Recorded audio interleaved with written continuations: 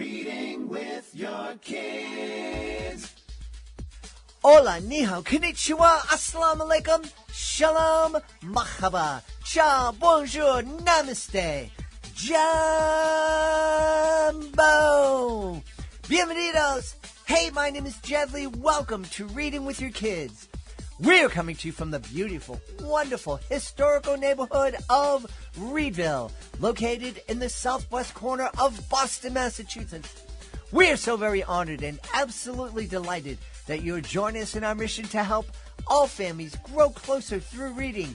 We do that by sharing fun, thoughtful, and thought-provoking conversations with fascinating people who just happen to be writing books for kids of all ages. You can join us in our mission by telling all of your family and friends about the show and letting them know that they can hear us on the WREB AM/FM 24/7 radio network. And they can find us on the iHeartRadio app, on Spotify, Apple Podcasts, Amazon Music, Good Pods, Podcast Addict, Audible, CastBox, Player FM, Boomplay, Ghana, wherever you find your favorite shows. We have a wonderful show for you today. First up, Lulu, Cheng, and Lacey Benard celebrate their Bitty Boa books and toys. A little bit later on, Leslie, Eva, Tayloe will be here to celebrate Save the Trees. And topping off our show, Linda Hansen will be joining us again to celebrate Little Lost Dog. Hey, my friends, we are really excited. Reading with Your Kids podcast is returning to the Chicago Toy and Game Fair November 9th and 10th at the Stevens Convention Center in Rosemont, Illinois. Let your imagination come to life at the Chicago Toy and Game Fair, the ultimate family play experience.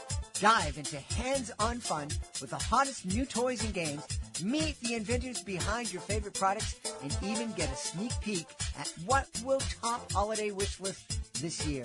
From interactive play zones to exciting competitions and exclusive giveaways, there's something for every member of the family at the Chicago Toy and Game Fair.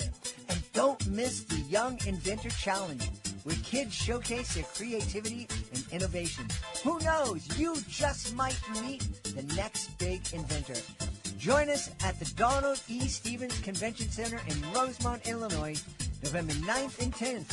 Whether you're a game enthusiast or just looking for a fun weekend with the family, the Chicago Toy and Game Fair has it all.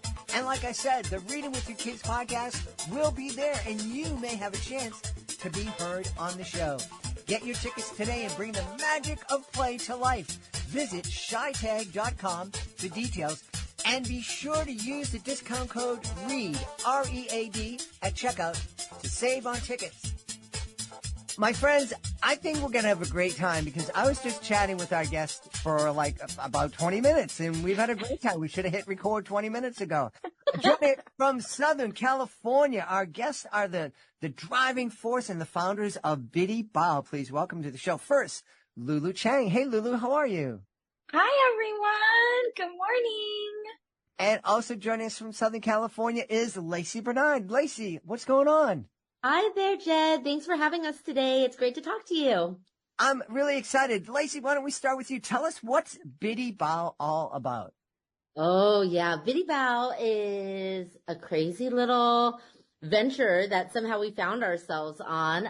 Lulu and I were both teachers for many, many years. We taught elementary school in Los Angeles. And when we had our kids, we got reconnected. And Lulu, in the middle of the night, like on a whim, texts me, "Hey, I have this crazy idea. Do you want to make some books for fun?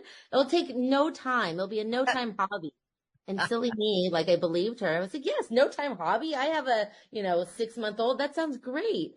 Spoiler alert. It's totally not a no time hobby. And 4 years later, here we are, creating Chinese bilingual books, our own custom designed wooden toys. They're Asian inspired that celebrate culture and language. And we're just, plugging along, learning lots while we go and, bringing books to the world.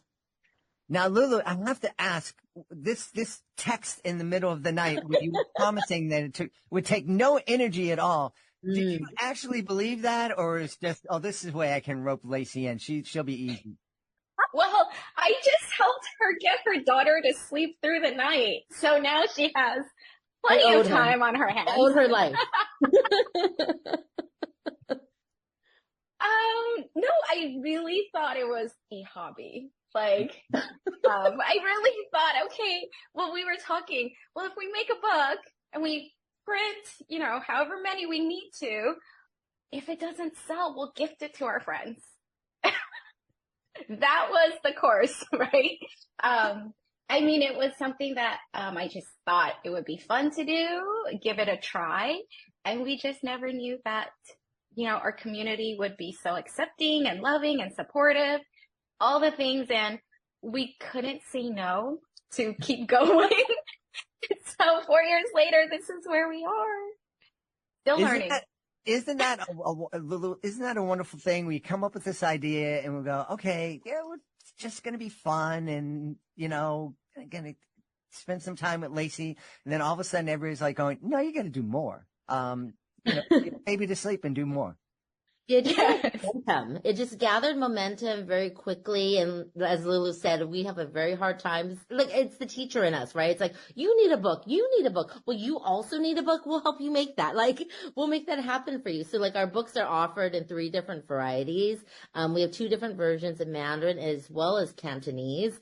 And the second 2 versions were completely community driven. Like, people were messaging us and asking us like, hey, are you going to come out with simplified? And we're like, no. And then they kept asking and we're like, okay, we need to do that for you. And then later Cantonese came about and same thing.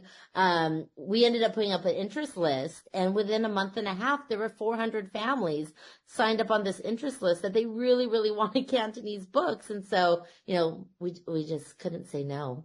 So the snowball effect just happened. Hey, can you explain a little bit? Because I know a little bit. We've hosted international students in our home, and a number of those kids have been from China, and they became part of our family, and we're still in touch with them. They all spoke Mandarin, and every time I try to learn, and they would all say, "You get the tones wrong. You're not going to do it. You're old. Don't try. You're gonna hurt yourself." But can you talk a little bit about the difference between Mandarin, Cantonese, and simplified Chinese? Because I think a lot of people just go, Chinese, it's just like one language, right? Yeah, so Mandarin or Chinese characters, it's all the same across the board. It's just the dialect and the sounds are different. Traditional characters and simplified characters are derived from the same place. So it all started with traditional characters. And in the efforts of increasing literacy rate, they decided to create a simplified version of the complicated traditional version. So that's the difference between traditional and simplified. In terms of Mandarin and Cantonese, it's just the dialect difference. So characters are the same, you just pronounce it differently. Okay. All right. Yeah. Now, one of the things that I learned, I also know that there's, I think pinyin, where you take the characters and then you translate it into letters that we use. What's the name for that? Because I know I didn't pronounce it correctly. That is called pinyin. I'll get the. It's very close. Yeah. So it's like the romanization system to help you pronounce. Yeah. Yep. And then Cantonese also has one that's called Yuping. Okay. All right. One of the things that I was fascinated with when I was sitting down with Sophia, who is from Zhejiang, and I was asking her, I said, so I understand the characters, each character stands for a word, and you kind of memorize those. I said, what happens if you have a character you've never seen before and there's no one around to ask? How do you figure it out? It's like, do you got a dictionary? And she said, yeah. I go, really? So how do you look it up? Because there's no A. And she told me it's like the number of lines going horizontally and then the ones vertically. And I was just fascinated with how that works. Yeah, so you count the strokes. And so once you count the strokes in the dictionary, you can go by stroke number. So once you know how many strokes, you're only left with 100 characters to look up versus like 10,000 characters to look up. Another way is a different way, which is called radicals, and every character has a radical as well. So that's like, so for example, the word pull, the word push, they all have the radical hand. but it's written differently. So if you look up the radicals, you can also narrow down the number of characters to look up. It's fascinating. It really is fascinating, and I'm sure I might be the only one fascinated with this. So we should talk more about Lacey. You were mentioning that you had this overwhelming and really surprising level of interest in not only doing the Mandarin but also the Cantonese. What was your reaction when you discovered that there were all these families that wanted your product and want it in different ways? Fear. I think every step of the way of this book journey, it's just fear. Lulu and I were both teachers, so we had never published a book before. We had never thought about that. We've never thought about running a small business. So literally everything we're doing, we're Googling things, we're calling people, we're texting people, we're like networking, like how we found you, right? Like we were at an author's summit just to learn more. And so every step of the way of this journey, has been an adventure, to put it nicely, but also very, very challenging. Like even, just creating a book, people think like, oh, you're going to write a story and you're going to have illustrations and it's great. And somehow a magical book appears at your doorstep. There's so many more steps, right? Like you have to find, a manufacturer. You have to if you're self-publishing and you're formatting yourself, which is what we did, I was like Googling how to use InDesign, like how do I format my book? Like what are the standards for, your margins and your bleeds? What's a bleed on a book? Like there's just so much to learn. So when we expanded into other languages or dialects of Chinese, it was very challenging in that that was the first time we had to pull in a translation team. We had to curate, authentic language speakers that spoke the specific dialects and read in simplified characters as opposed to traditional, as that's what Lulu specializes in. So it was a whole different ball game working with others, and contracting others to support our efforts and staying on timelines to get things done, sending them to print. But at the end of the day, obviously it's all worth it because you have additional books out there hitting additional families and homes. But yeah, no, we're fearful all the time. But we carry on. It's great. Lulu, can you talk a little bit about the importance of having books so that your kids can see themselves positively portrayed in the pages of books? Yeah, I think it's a great representation for them. I think it builds,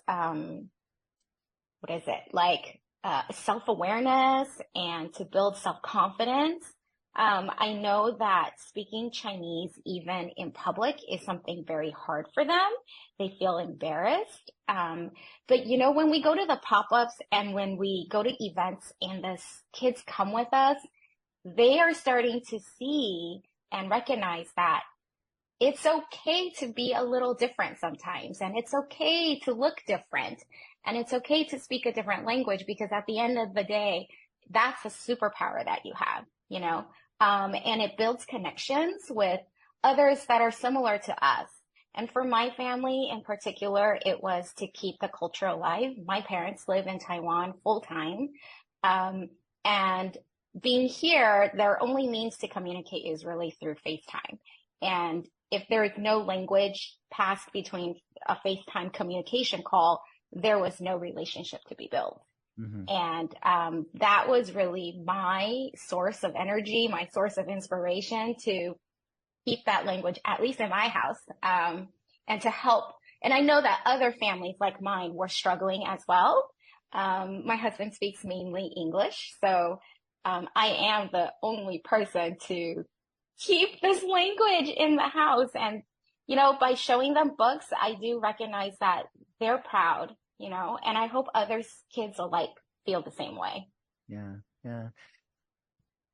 Lacey, language is one of those things that, I think we take it for granted a lot. If you're here living in the States and you grew up speaking English, it's of course everybody speaks English, but I think and I don't understand it. Being in, just having traveled to Ireland, I know there's a big, big push in Ireland to bring back the Gaelic language that was suppressed by England for so long. And there's a part of me, when I first heard this, I'm like, oh, why are you going to go back? I mean, now we're all talking the same language. Why in the world are you going to mess that up? But being with the people and hearing about how passionate they are, it's something important to keep those languages alive. Talk a little bit about why it's important for you to help keep Cantonese and Mandarin alive in the families that are living here in the States. Yeah, no, I mean, so for my particular family, we're opposite of Lulu. Lulu is native born speaker. She is, fluent in reading and speaking and writing. My family didn't pass down language to me. So I only learned English. My grandparents immigrated over here when they were young. And then my parents knew a little bit of Chinese, but learned English, and my grandparents actually ended up learning English. So I've never had Chinese in my background. So as I was growing up, I really didn't identify with being Chinese at all. I didn't even have the terminology to be able to say oh, I am Chinese, right? Like it wasn't even within my, wherewithal. And so it wasn't until college that I started realizing, and it sounds funny, but that, there are cultural pieces of me that were passed down without me even knowing that are very similar to other families that are also Chinese or Asian. And it was just a very fascinating aha moment when I was 20. And then when I had kids, everything shifts, right? So when you have your own kids, there's something innately I find in many of us that want to give our kids something that maybe we were lacking when we were growing up, like a cultural identity, a connection to, something larger than yourself, larger than your family, like your background, who you are, where you came from. So we're lucky that we're living in a time where, dual immersion schools are, rapidly increasing, whether they're in Spanish or Chinese. There are Korean ones popping up. There's even some Vietnamese dual immersion programs popping up, right, to support all families, not just families that are Chinese, but, anyone can learn the language and walk away bilingual. So, being able to access these programs and or supports to give our kids one, like a leg up in terms of when they're job searching, entering into, traveling, like as you're saying, like they can go out and travel to different places and feel less intimidated, or that they can communicate with different people and learn new perspectives on life. Or, just for their own mental well-being of feeling like they are, valid and a part of this world in a different way than I felt when I was growing up. So that's why it's important for my family. Just that, I know there are a lot of folks out there, who are just like, no, I don't want my kids learning, like they're learning English and that's enough. But wow, if you learn a little bit of Spanish and you learn a little bit of Mandarin, you can talk to like almost everybody in the world. Think about how many people are speaking English, Spanish, and Mandarin. It's like, that's a lot of people. It is. And it definitely piques curiosity. My husband's Nicaraguan and he only speaks to our kids in Spanish, since they were little. So they are now 3 and 5 and, fluent in Spanish because that's all they speak to him in. I speak English to them, and then they're going to Mandarin immersion school. So it's really fascinating. Lulu and I run across this all the time, running our Bitty Boa booths and talking to customers, but also as teachers.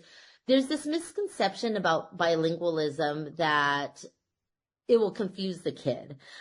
Kids are like amazing sponges and they will just pick up things left and right without having to be as, deliberate like we are as adults. Like as an adult learner, we're very, I don't want to say close to learning, but it's more challenging, right? We're more analytical. We want to understand why that's why is the stroke going that way to this way instead of this, as opposed to a kid is just like, oh, yep, that's it. That's the character for water. Great. Moving on.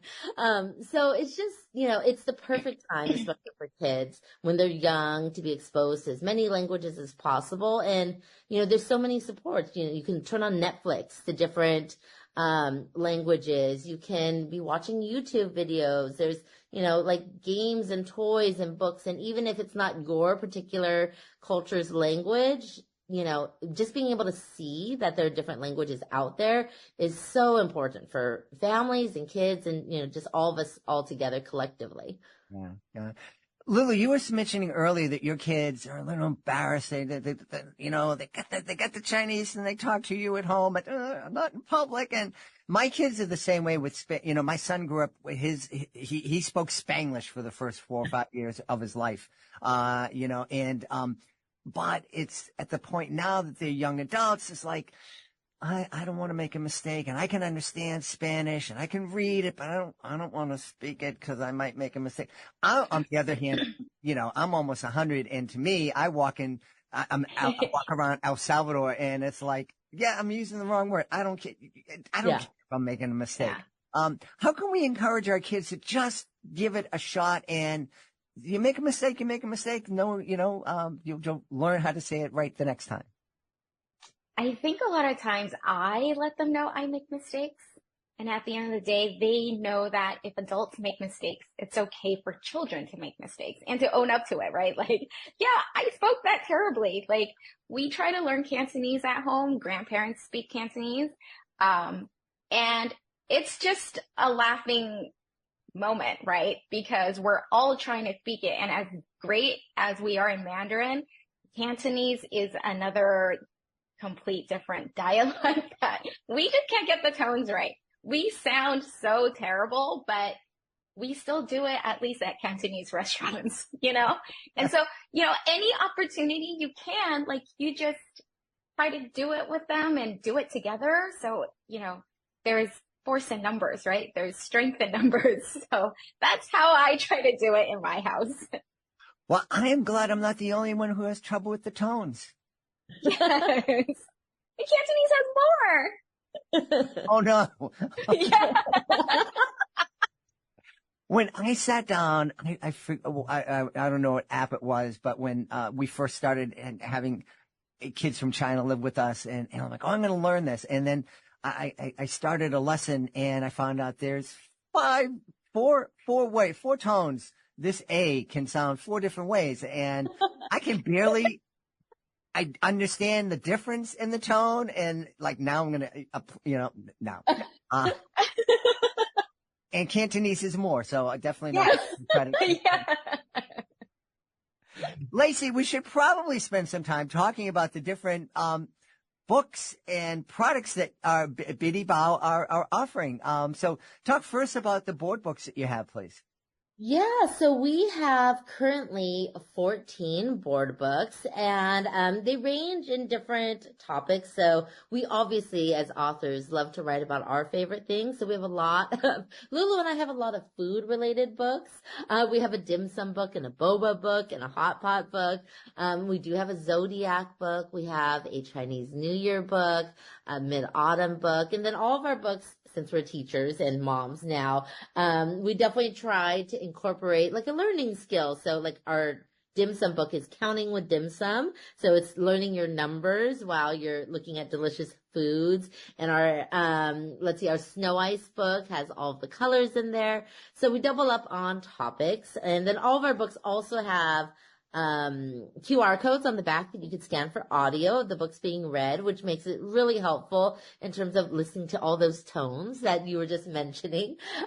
Lulu, fun fact, Lulu is actually the reader of our audio recordings on the back of our books. And then we do have access to Cantonese readings as well.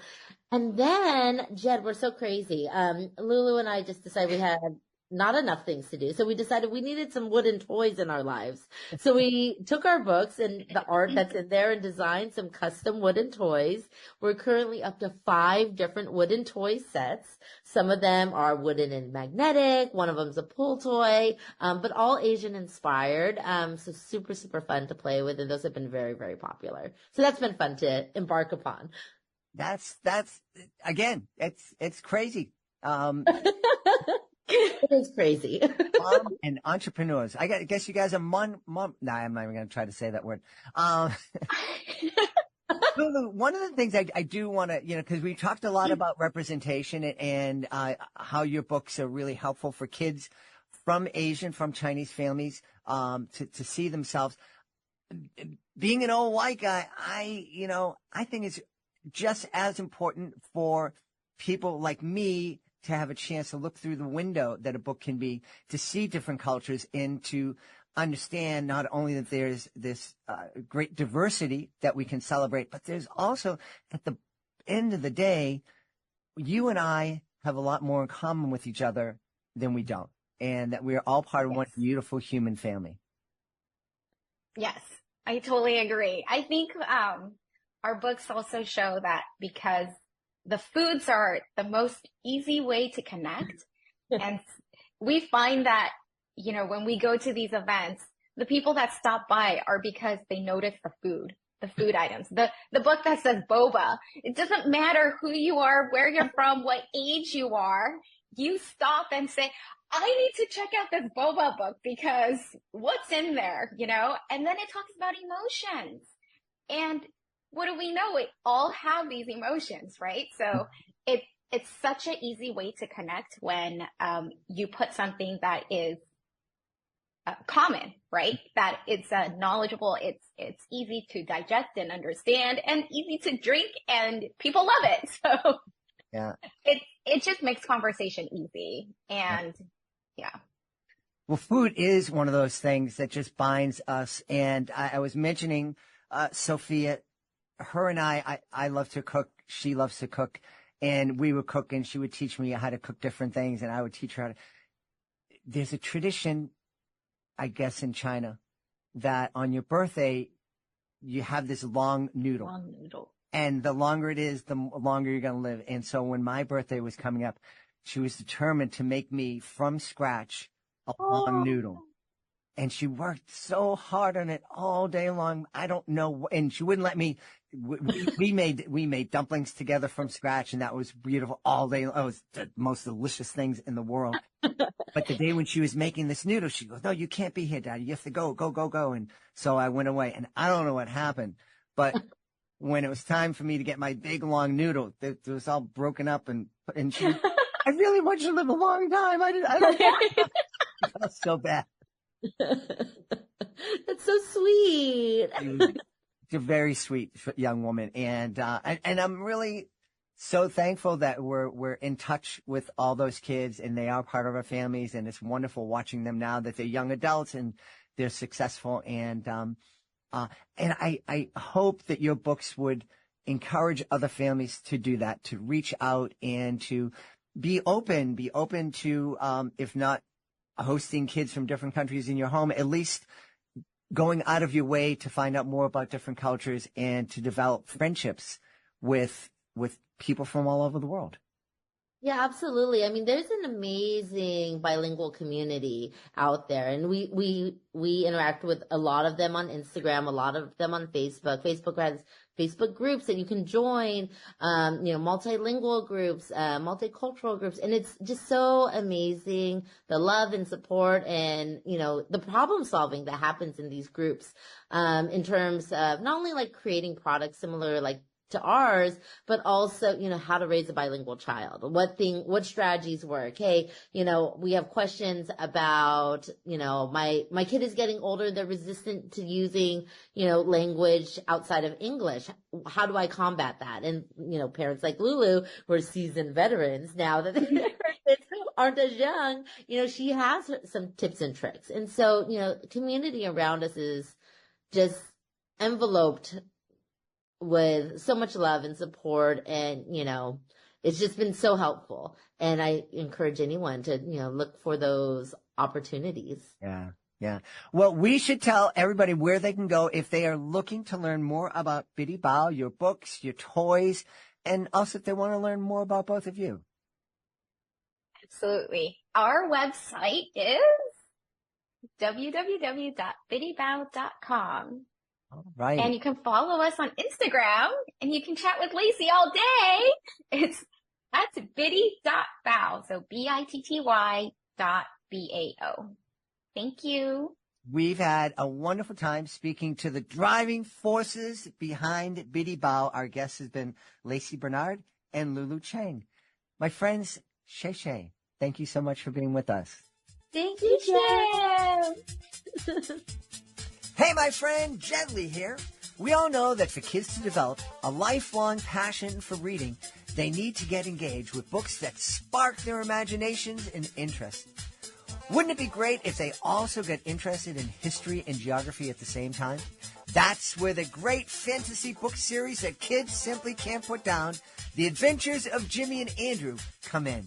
A 9-year-old boy and his 3,300-year-old telepathic dog, who is rescued from the shelter, set off for adventures around the world with Jimmy's archaeologist parents. The first book in the series, American Stonehenge, has more than 300 positive reviews. To learn more, please visit jimmyandandrew.com. That's jimmyandandrew.com. Join us right now from the great state of Virginia. Our guest is here today to celebrate 2 wonderful children's books that were published this year. The Attic Door was just published, and earlier in the year, Save the Trees was published. Please welcome to the show, Leslie, Eva, Tayloe. Leslie, how are you? Thank you so much. It's a pleasure being here. I appreciate you having me on your show. Delighted to have you on. Let's talk about The Attic Door. What's this book all about? The Attic Door is a experience I had in 2nd grade. We had just moved into a new house in Chicago, and I got my brothers and sister. We got to pick our own bedroom, and I picked a bedroom with the large attic door. And every winter, the windy nights, it would shake, and it would scare me to death. And so Eduardo, he's in his bedroom and his attic door is shaking. And so he wants to find out what's on the other side. He wants to fight the monster that he thinks is there. I have to say, I'm surprised that you picked the room with the door to the attic. My attic was pretty creepy when I was young. So, I don't know if I'd want to have a doorway, a portal to that place that I thought was so spooky. Yeah, it didn't dawn on me until winter when it started shaking, and then I talked my brother into changing rooms with me, and he had a room with a window over the roof. So then my imagination, when we changed rooms, then I had another problem with that imagination, and so I didn't. I had to stay there until we moved another couple years. Well, I love that you're able to take a childhood, I was going to say childhood memory, but this is more like a childhood terror and turn it into a fun children's book. Yes. All my books are, I have 3 books out, and all 3 of them are from my personal experience. What inspired you to become a children's author? Well, I worked for the government, retired from the government, and then I did about 3 years as a substitute teacher in Spotsylvania County. And right before COVID hit, I would read to the kids. I love 3rd grade, and so I'd read to 3rd graders right before the buses came. I'd read them a story. And I'm like, why can't I write a story, something like this? So that's how I got started. And COVID hit, and then I couldn't go back in the classroom and just decided to write full time. Super, super. And it's funny, when I talk to teachers who've been retired, they always say, I did 34 years. I did 3 years, like they did a prison sentence. I don't know. I don't know if that's a statement about the state of education, but I just noticed that. How are you enjoying writing? It's a lot different than working for the government, where you probably are in an office and have all sorts of colleagues, or certainly in a school where you're surrounded by kids. As an author, you're kind of out there by yourself. Yeah, I love it. It's a passion for me. So it's basically a full-time job. I'm at my desk in my office at 8 o'clock in the morning. And then when my dog gets tired around 3:30, I leave. And so it can be lonely at times, but I have a lot of online, friends and other author friends that are in the same predicament. So if there's ever a time where I feel lonely, I just give them a call or shoot them an email, and we correspond that way. Wonderful. You also launched Save the Trees this year. Can you tell us about that? Yeah, Save the Trees. My partner and I, we moved to a farm in Tappahannock, and we don't farm. We're not farmers. He still works for the government. And It's about 75 acres or a little bit more than that. And when we moved in, we had a problem with invasive plants and vines. And some of our trees were down from it. And so I wrote a story about Ronnie. He's in a small town and he loves his trees and he's trying to save his trees from invasive vines and plants. Wow. You, it seems like you love sharing your own life with your readers. I do. I'm really a shy person, but my stories come out from my personal experiences. So it's so much fun. I really enjoy my new career. I call it my new career. So that's wonderful. Have you had a chance to go out and visit any classrooms and share your book live with groups of kids? I have not got into the classrooms yet. I'm trying to do some author visits. What I'm mainly doing is festivals. I do a lot of library visits, and I also have I've done some training in libraries. So I have a workshop coming up in November, and it's mainly for adults. But I'm still trying to get into the Virginia schools, and I've haven't been able to step foot into one yet. Oh, soon enough. I imagine after working for the government, I don't want you to reveal anything that will get you in trouble, but I'm imagining there's probably some secrets that you could turn into a wonderful children's book. Probably so. Yeah, a lot of good stories. You also, you mentioned that you have 3 books. That first book is, it's called, let me pull it up here. It's, I'm Fishing with Pop-Pop today. Tell us a little bit about that, please. Her Pop-Pop, and Pop-Pop doing all the work. And she basically says, Pop-Pop, can we both fish today?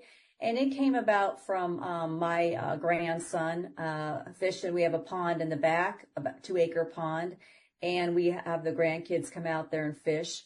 And our grandson was fishing, and Grandpa was doing all the work. And finally, he's like, can I help? Can I do my own fishing? Can I do my own fishing pole and bait it and send it out? So it was just kind of a funny experience. And it was just basically from his one sentence that I wrote that story. Oh, that's wonderful. That's wonderful. You were mentioning to me before we started recording that you want to share something with the audience, or at least a couple of members of the audience. Sure. I would like to give 2 giveaways if someone would like a free book of my newest one, The Attic Door. And also I'd like to offer a read aloud to a classroom. Any classroom is welcome. And I would like to share that with your audience. Great. And that would be a virtual visit for the classroom, right? Either a virtual visit or a classroom in somewhere in Virginia that is not, more than a couple hours or an hour away. Okay. And how can people get in touch with you to enter that drawing? You can, you can follow me on, actually, why don't you send me a request through my website at leslieevatayloe.com and go to my contacts page. And the first 2 people that respond to me will get the awards, the giveaways. Wonderful. What a great opportunity. Think of that. You can have Leslie come into your classroom either in person or via Zoom and read to your kids and give your kids the opportunity to ask questions of a real live author, and it won't cost you a thing. Wonderful. We've had a great time speaking to the author of The Attic Door. Our guest has been Leslie Eva Tayloe. Hey, Leslie, thanks so much for being with us. Thank you so much. I so enjoyed it. Have a great day, everybody. Before we invite our guest into the studio, I would love to invite you to visit a very special website. It's clownswithoutborders.org. Clownswithoutborders.org. This is a group that I absolutely adore. I am part of Clowns Without Borders, and I had the honor of being part of the 2023 tour of El Salvador. I had so much fun joining with artists from all over the world to bring a smile to people who really needed it and really appreciated it too. And we would love for you to join us as a monthly Joy Maker. The Joy Makers, they're a family of people just like you who love to laugh and make other people feel good. So please take a moment and visit clownswithoutborders.org and consider joining me as a Joy Maker. We are excited to welcome back today's guest. She is here to celebrate her new children's book. It's called Little Lost Dog. Please welcome back to the show, Linda Hansen. Hey, Linda, how are you? I am doing great. Thank you so much for having me back again. Delighted to have you back on. Tell us all about this new book, please. Well, similar to my first book, this is also a true story. And where they're not a series, if people read both books, they'll see that both books refer to the people in the gray house. And that happens to be my husband and myself. So they are both my true stories, although that's not the important part. The important part is that I got a text one evening from a neighbor of mine saying, "Do you know this little dog with a picture attached?" And I said, "No, where are you?" She said, "I'm 3 doors away." I said, "I'll be right out." So my husband and I went outside, and here was our neighbor with this little tiny dog. It turns out he's part Chihuahua and part mini pincher. And when he saw my husband, he went running up to him like it was his dog. Wow. And so the crux of the story is not about us finding the dog. It's the story about how we couldn't find his home. Mm. And, you know, it's hard to teach a child about a dog. They either own a dog or they know somebody who has a dog. And the story is about the responsibility of pet ownership. This little dog had no collar. Well, if there's no collar and no tag, you don't know the name, you don't know where he might live, you know nothing. Mm-hmm. My husband scooped him up, put him in the car, took him to a vet that was a 24-hour emergency clinic, and they scanned him. He had no microchip. Yeah. Well, now what do you do? Mm-hmm.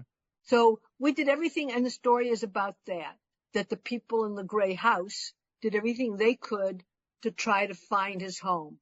They called the police. They posted it on the sheriff. They called the Humane Society and posted it there with the Humane Society.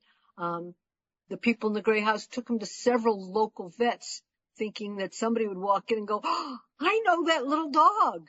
Mm-hmm. But it never happened. And so the story is about that journey and about how the little dog settled into the people's home who already had 2 dogs. And there's a picture of him with the dogs. But children don't like a sad ending. No. So it has a happy ending because the people in the gray house found a new forever home for him. Wow. That's wonderful that it had a happy ending. You know, you remind me, and the story reminds me of something that happened to us. We had a beagle for many years. We just had to say goodbye to him a couple of months ago. But there was one day when I heard a beagle howling in the backyard, and I thought, what's my dog barking about now? Why is he upset? And but the dog was in the living room. So when I get up to look, I look, "You're on the couch. Well, who's this beagle barking in the backyard?" And I went out. Somebody had found this beagle that was walking in the neighborhood, similar to the dog in your story, and knew that we had a beagle. So they carried the beagle down and put him in our backyard. And again, there's no tags, no identification. Thankfully, through social media and the animal control here in Boston, they were able to reunite the dog with its owner, who was visiting from Georgia, I think. But yeah, this is something that could happen to almost anybody, anywhere. And it could. And our dogs get microchipped immediately. The first time we take them to the vet, it's put a microchip in them. And when we moved from Missouri to Florida, the second day we were in Florida, my husband contacted the microchip company and had the information changed to our new address. And I've been reading the book at stores. And when there's people there, I always ask them, or when they're buying the book from me at markets or wherever, I always ask them, is your dog have a collar and a microchip? And often I hear yes, but every once in a while, I'll hear the answer that upsets me. And then I look at them very kindly and I say, will you please do me a favor? Call your vet today or call your vet tomorrow. Don't delay, because they can get lost in many ways. And yet you can't get your dog home if you don't have that information made available. So true. And our dog, our beagle, was microchipped by the shelter that we rescued him from. Tell us the process taken to the vet. Is this something that's very expensive to do? It's not expensive, and usually right near our home, there's a place that I think does it for $25. But if you get a dog from a shelter these days, I don't think you can get a dog from a shelter that they don't automatically microchip them as part of the process. Excuse me. I love people who get shelter dogs, so don't misunderstand what I'm going to say. But we get purebred dogs from purebred breeders. And when you're buying a dog from a show breeder, they will not let you have the dog unless you sign a document that says you're going to have the dog microchipped within usually 3 months. And you have to send them proof that you had the dog microchipped. Otherwise, they're going to take the dog back from you. And I just, like I said, I'm always shocked when people tell me that they don't have those things done for their dog. It's not expensive. And you can take it to your vet. You can take it to a shelter. They'll do it at a shelter. And it doesn't hurt. It's just a little thing. It's just done, you know? Right. Now, I did hear, we don't show our dogs, but I've had show people tell us that they used to put the chip in the dog's ear. And then they started, and when people would steal a show dog because they wanted to use it as a breeding dog, they would cut the ear off so there was no longer a way of tracking it. So one dog I bought, when you picked it up, it had a tattoo on the inside of its hind leg. And that way they could, they could never say this dog didn't belong to whomever it did. Right. Which is going that's crazy. But a microchip doesn't cost a lot, or at least have a collar with a tag on. Sure. Yeah. That's the very least. Yeah. And a lot of people don't keep a collar on when they're in the house. So if the dog ran out unexpectedly, then it might not have the collar. But the microchip, that's just easy to do. And if you're a dog lover or a pet lover, if you have a cat, it should have a microchip. Really, real common sense, and a great way to talk to our kids about what it means to be a responsible pet owner. It's not just making sure the dog is fed and walked. There's a lot that goes into being a responsible pet owner. Exactly. And I'm not the only children's picture book author, but I know I'm in the minority. I paint in watercolor. So the pictures in my books are my paintings. So they're truly my work from the front cover to the back cover. And because they're watercolors originally, they look differently than what you're seeing so commonly now in picture books, which are computer generated images. Right. And so not only does the book have a wonderful story, but children love looking at the pictures. Absolutely. The pictures are really unique, and they do stand out, and they're very beautiful. Thank you. And the little dog, his name is now Cole. For those of us old enough, he's sort of like Nat King Cole. For younger people, I would say he's Old King Cole. And then I find when I'm speaking to people who are much younger, they still look at me like I'm crazy. So none of that works. But his name is Cole. And oftentimes when I'm doing story time or book signings, his mom brings him with me. Oh, wow. It's so neat. And he's just this wonderful little dog, and he sits next to me, and he's quiet and calm.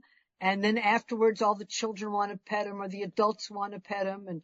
And then we bought a little stamp that's a paw print. So when I'm signing books and Cole's with me, we put his paw print in the book, and then I put his name there. That's wonderful. So it makes it fun and special. Yeah. Well, Linda, we should tell everybody where they can go to find out more about you, see your artwork, and find out more about Little Lost Dog. That would be at my website, which is www.lindahansenauthor.com. And Hansen is spelled Hansen. And if they go to my website, they'll see about the book. They'll see about my other book, Otto the Otter, A Big Surprise. You can purchase the book, and by buying it on my website, you let me know to whom you wish it to be autographed, and I'm thrilled to always autograph a book. And I also do Zoom readings. So I have done readings of my books I live in Florida, as I said, but I've read to schools in California, Missouri, Arkansas, Texas, Virginia. So I'm always thrilled to do something like that as well. That's beautiful. We've had a great time speaking to the author and illustrator of Little Lost Dog. Our guest has been Linda Hansen. Linda, thanks for being back with us. Thank you so very much for having me again. I wish you all well. And as the holiday season is approaching, may it bring joy to everybody. We hope you've enjoyed this episode of Reading with Your Kids, and will join us for the next exciting episode of the show. Hey, if you're afraid you're going to miss an episode of the show, the best thing to do is to subscribe to the show wherever you find your favorite podcast. We love the iHeartRadio app. We love Good Pods, Apple Podcasts, Spotify, Amazon Music, Audible, CastBox, Player FM, Boomplay, Ghana, and about 100,000 other apps that we're not even aware of. And of course, if you are listening on the AM/FM 24/7 radio network, we love that. But we also would encourage you to subscribe on a podcasting platform. That way more people will know about the show. Love for you to connect with us on social media, facebook.com/readingwithyourkids, at Reading With Your Kids on Instagram, and at Jedley Magic on X. We have a great YouTube channel, youtube.com/readingwithyourkids. And of course, we love our website, readingwithyourkids.com. So much for you to do there. You can explore our Certified Great Read Wall of Fame. You can also check out our blog and read the full reviews of so many fantastic books. And we also encourage you to use the contact button up at the top of the page. Let us know what we're doing great. Let us know what we could be doing better. And let us know who you would like to hear on a future episode of Reading with Your Kids. And of course, if you are an author and you're interested in being a guest, be sure to click the Authors Click Here button up at the top of readingwithyourkids.com. I want to thank the folks who made today's show so wonderful. Of course, we'll start by thanking our guests. First up, Lulu Cheng and Lacey Benard. Please be sure to check out the Bitty Boa website. Want to thank Leslie Eva Tayloe. Be sure to check out Save the Trees. And of course, I want to thank our friend Linda Hansen. Please be sure to check out her new book, Little Lost Dog. I want to thank my team, Fatima Khan, Chris Doherty, Lori Grady, Rayling Tang. I want to thank my beautiful wife for all the support she gives me. Most of all, we all want to thank you. Thank you so much for taking the time to join us today. And as always, thank you so very much for taking the time to make the world a better place. And you do that every time you read with your kids. I'll be looking for you in the next episode of Reading with Your Kids.